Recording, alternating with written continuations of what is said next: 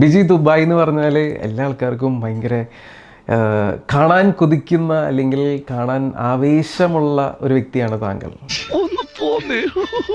കളിക്കാൻ എത്രയാണ്, നീ ഒരു പരവടിയല്ലേ എന്നൊക്കെ പറയുന്ന ബാഡ് കമന്റ്സ് വരുന്നുണ്ട്. താങ്കൾ ശരിക്കും റിയൽ ലൈഫിൽ ഒരു സെക്സ് വർക്കർ ആണോ, പ്രോസ്റ്റിറ്റ്യൂട്ട് ആണോ, അല്ലെങ്കിൽ ഇങ്ങനെ ഈ പറഞ്ഞത് വല്ലതുമാണോ? പേര് പോലെ തന്നെ കണ്ട ആളൊരു ബോംബാ. അത്രയ്ക്കൊന്നുമില്ല.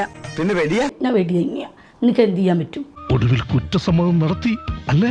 10 വട്ടം ഒരാൾ വെടി നമ്മൾ പിന്നെ അങ്ങനെ തന്നെ പറയൂ, ആണെന്ന് തന്നെ പറയും. ഇതൊരു കോമ്പറ്റീഷൻ ആയിട്ടല്ലാത്തോണ്ട് ഞമ്മക്ക് ഗപ്പൊന്നും കിട്ടിയില്ല എന്ന് മാത്രം. റിയൽ ലൈഫിൽ അങ്ങനെയല്ല. അല്ല, ഇതുവരെ ഒരാളുടെ കൂടെ ഇല്ല. എനിക്ക് പറയേണ്ട ആവശ്യം. അതെ, നിങ്ങൾ ഇന്നേ വരെ സത്യം പറയാത്തോണ്ടാ ആരും വിശ്വസിക്കാത്തത്. കഴിഞ്ഞ ദിവസത്തെ ഏതൊരു വീഡിയോയില് ചുക്കാമണി ചെറുതാണ്, അവൻ പോരാ എന്നൊക്കെ ഇങ്ങനെ പറയുന്നത് തള്ളാണോ? അല്ല, സത്യമാണ്. ഞാനത് നമ്മൾ സ്പൈൽ ചെയ്യും, ഹാപ്പി എൻഡിങ് ഉണ്ടാവുമല്ലോ, അപ്പൊ നമ്മൾ എന്തായാലും കാണുമല്ലോ. എന്തോന്ന് കണ്ടത്? എന്തോന്ന് എന്തോന്ന് ഫുൾ നെക്കഡ്. സ്പാ സെന്ററിൽ ഹാപ്പി എൻഡിങ്ങിന് വേണ്ടിയിട്ടാണോ സ്പാ സെന്റർ? ഞാൻ പറഞ്ഞല്ലോ, ഞാൻ ദുബായിൽ വന്നത് ഫസ്റ്റ് അതായിരുന്നു. ഇത് കുറച്ചുകൂടി ഈ ലൈവിലിരുന്ന് എന്തൊക്കെ ആഭാസത്രങ്ങളാണ് വിളിച്ചു പറയുന്നത് വല്ലപ്പോഴും ഓർക്കാറുണ്ടോ? അതെനിക്ക് നല്ല ഓർമ്മയുണ്ട്. തൊലിക്ക് നല്ല കട്ടിയാണല്ലേ. ഞാൻ നല്ല രീതിക്ക് തന്നെയാണ് ലൈവ് ഒക്കെ ഇട്ടുകൊണ്ട് പോകുന്നത്. ഓരോരുത്തന്മാരെ നമ്മളോട് ചൊറിയുമ്പോഴല്ലേ നമ്മൾ തിരിച്ച് റിപ്ലൈ കൊടുക്കുന്നത്. അതിനെപ്പറ്റി പല വ്യാഖ്യാനങ്ങളും വരുമായിരിക്കും, പക്ഷേ ഞങ്ങളെ ശ്രദ്ധിക്കാറില്ല. എന്താണ് ബിസിനസ്? എന്താണ് ബിജിയുടെ ബിസിനസ്? എൻ്റെ ബിസിനസ് എന്ന് പറഞ്ഞാൽ എനിക്കൊരു ചെറിയ രീതിയിലുള്ള സ്പായും ഒരു ബാറും കൂടിയാണ് ഞാൻ ബിസിനസ് എടുത്തത്. വിദേശ നാണയം കിട്ടുന്ന തൊഴിലല്ലേ അവള് കണ്ടുപിടിച്ചത്. അത്യാവശ്യം കസ്റ്റമേഴ്സിനെ കൂട്ടാൻ വേണ്ടിയാണ് ഞാൻ ഇങ്ങനെയൊക്കെ കാണിക്കുന്നത്. 10 രൂപ കൊടുക്കാന്ന് പറഞ്ഞ പൂരപ്പറമ്പിൽ പബ്ലിക് ആയിട്ടിരുന്ന് മൂത്ര വയ്ക്കുന്ന കക്ഷിയാണ്. ദുബായിലെ സ്പാ സെന്റേഴ്സ് എന്ന് പറഞ്ഞാല് സെക്സ് വർക്ക് ചെയ്യുന്ന സ്ഥലമായിട്ടാണ് ചില ആൾക്കാർ ചിത്രീകരിക്കുന്നത്. ഈ അറിവ് എവിടെ നിന്ന് കിട്ടി? പത്രത്തിൽ നിന്ന് അടിച്ചു മാറ്റിയതാ. പൈസക്ക് ആഗ്രഹമുള്ളവർ ചെയ്യും. അവിടെ നെറ്റിൽ എഴുതി വെച്ചിരിക്കല്ലേ പഴയ. എത്ര അക്കൗണ്ട് ഉണ്ടായിരുന്നു? എനിക്ക് ഏകദേശം എനിക്ക് തോന്നുന്നു 65 ഐഡികൾ ഞാൻ ഉണ്ടാക്കിയിട്ടുണ്ട്. 200K 1 മില്യൺ ഒക്കെ അടിച്ചിട്ട് എല്ലാം ബാനായി പോയിട്ടുണ്ട്. അത് സെക്ഷൽ കണ്ടന്റ് കാണിച്ചു കഴിഞ്ഞാൽ, അത് 18+ കണ്ടന്റ് കാണിച്ചാൽ അപ്പൊ ബാൻ. അപ്പൊ പിന്നെ എന്തിനാ അത് കാണിക്കുന്നത്? അല്ല, നമുക്ക് എന്തെങ്കിലും ഒരു ആൾക്കാരെ ഹരം കൊള്ളിക്കണമല്ലോ. നീ കോമഡി എഴുതണം, മറ്റൊന്നും വേണ്ട. നിനക്ക് പറ്റിയ അബദ്ധങ്ങൾ മാത്രം കുറിച്ചിട്ടാ മതി, അത് തന്നെ ധാരാളം ഉണ്ടല്ലോ. ഈ ആൾക്കാരെ ഹരം കൊള്ളിക്കലാണോ താങ്കളുടെ ഉദ്ദേശം? എനിക്ക് ഹരം കൊള്ളിക്കാൻ, എനിക്ക് 10 കസ്റ്റമർ ബിസിനസ് കയറ്റാന്നാണ് എൻ്റെ ലക്ഷ്യം.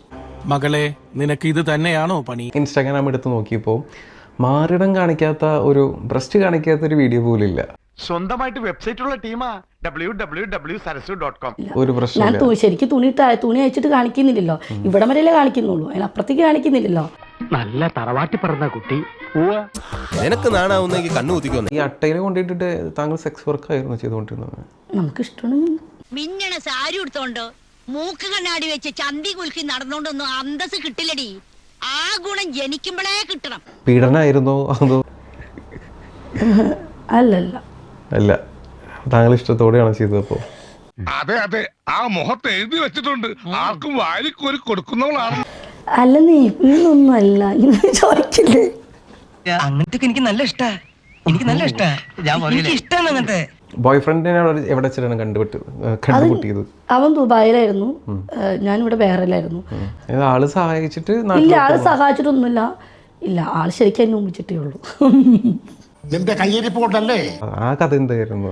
ദുബായിൽ വന്ന് അവൻ്റെ കൂടെ 1 വർഷം നിന്നു. അവൻ എന്നെ വെച്ചുകൊണ്ട് വേറൊരു പെണ്ണിനെ പ്രണയിച്ചു. അവന് ഞാൻ മദ്യം മേടിച്ചു കൊടുക്കണമായിരുന്നു, വണ്ടിക്കാശ് കൊടുത്തു പറഞ്ഞിരുന്നു. അവന് സൂക്ഷിക്കുന്ന സമയത്ത് ഞാൻ കിടന്നു കൊടുക്കണം. അങ്ങനെ ഇങ്ങനെയൊക്കെ ആയി.